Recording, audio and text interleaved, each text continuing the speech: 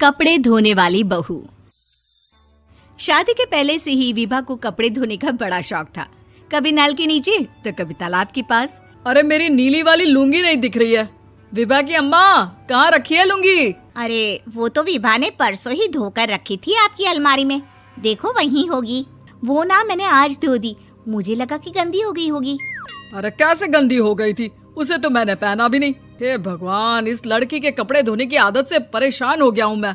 जितना तो घर में राशन नहीं आता, उससे कहीं ज्यादा डिटर्जेंट पाउडर का खर्चा है। इसकी शादी करवा दो, शादी जाए अपने घर में ही करे काम, फिर चाहे घर के कपड़े धोने हो या पूरे गांव के। हाँ ठीक बोल रही हो, देखता हूँ मैं कोई लड़का। वो दिन भी आ जाता है जब विभा को देखने लड़के वाले आ जाते हैं। लड़की मुझे अच्छी लगी। होने वाली सास कहती है, बेटी अगर कुछ पूछना है तो पूछ लो। वैसे तो हमारी लड़की बहुत ही शर्मिली है, जो बोल दो वो मान लेती है, इसे क्या पूछना होगा। अरे कैसी बात कर रही हो माँ, मुझे इन लोगों के घर रहना है, सवाल तो कई है। हाँ हाँ बेटा, पूछ लो ना, क्या पूछना है। आप लोगों के घर कपड़े कौन धोता है? सास का मुंह बन जाता है।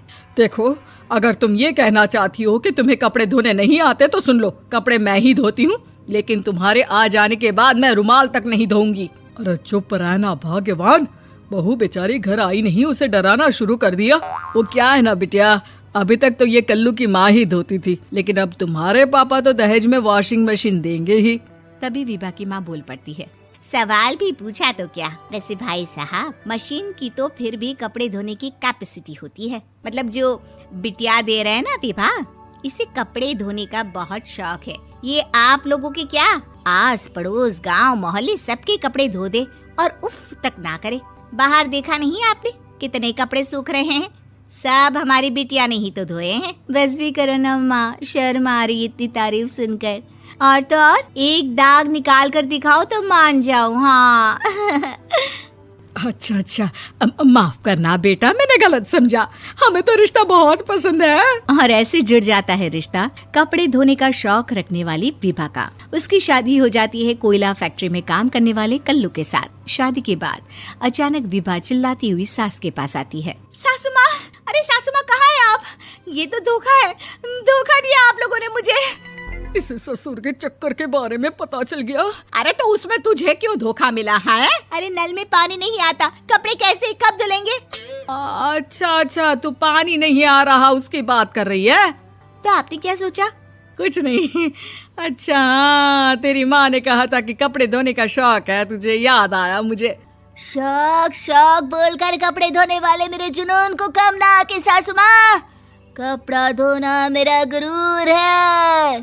तभी पति भी वहाँ आ जाता है। अभी मैंने इसे सनी देओल की फिल्म दिखाई है, उसी के डायलॉग मार रही है माँ। अच्छा सुन, साफ बता रही हूँ, पानी सुबह 4 से 6 और शाम को 10 से 12 आता है, समझी? विभा टाइमिंग सुनकर हैरान हो जाती है। ये क्या भूतों का मोहल्ला है? सुबह 4 बजे उठकर कौन कपड़े धोता है? 4 बजे टंकी में पानी जाता है, फिर सारा दिन धोना ना, किसने मना किया?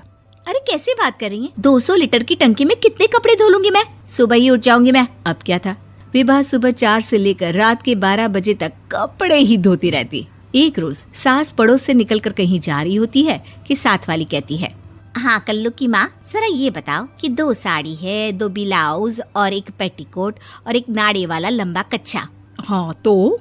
अरे तो क्या, कितना लोगी धुलाई ये बताओ। धोबन दिख रहे हैं हम क्या? हमारे पति सरकारी नौकरी से अभी रिटायर हुए हैं और बेटा सुपरवाइजर है कोयला फैक्ट्री में। धोबन समझ रखा है हमें। हाय रे कल्लू की अम्मा, माफ कर दो, वो तो मोहल्ले में यही सब बता रहे थे कि तुमने बहू को कपड़ा धुलवाने के काम में लगा दिया है। सास को पड़ोसन की बात सुनकर गुस्सा आ जाता है। वो घर पहुंचती है जहां घर के बाहर ही इतने सारे कपड़े सूख रहे होते हैं जितने कि किसी धोबन के घर पर। अरे ओ कल्लू की दुल्हन, बाहर निकल। माँ जी यहीं आ जाओ, बाथरूम में चादर धो रहे हैं हम। अरे अभी हम धोते हैं, तुमको बाहर निकलो। ये आस पड़ोस वाले बोल रहे हैं कि हम बहू से कपड़े धुलवा कर उसे कपड़ा धोने वाली बना दिए हैं। अरे छोड़ो ना माँ जी, किन लोगों की बातों में आती हो? आस पास के लोगों का तो काम ही होता है कि वो किसी तरह सास बहू को लड़ा दे। बहू सारे घर के कपड़े धोती है, ये क्या कम है? बोलिए। सास को भी लग जाता है कि वो बहू का ये सनकीपन नहीं छुड़वा सकती, इससे अच्छा है कि खुद ही चुप हो जाए।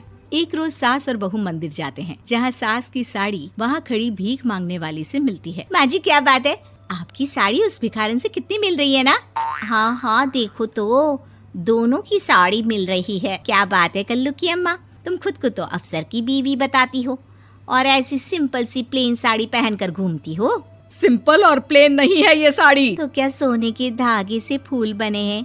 कुछ भी सासू माँ, कुछ भी। हाँ बने थे इस साड़ी में सोने के धागे से फूल। मेरे पति लेकर आए थे मद्रास से स्पेशली मेरे लिए 10,000 की। ताहे भाई साहब इस भिखारन के लिए भी सेम टू सेम साड़ी लेकर आए होंगे 10,000 की। सास उस वक्त तो कुछ नहीं कहती, लेकिन बहू के साथ घर आती है और अलमारी से एल्बम निकाल कर लाती है। ये साड़ी देख रही है, ये वही साड़ी है जिसे मैंने अभी पहना था। इस साड़ी में ये जो चमकदार फूल दिख रहे हैं ना, ये सोने के धागों से काढ़े गए हैं। लेकिन तू लोकल वॉशिंग मशीन ब्रश से घिस घिस कर सारे फूलों को निकाल कर साड़ी प्लेन कर दी।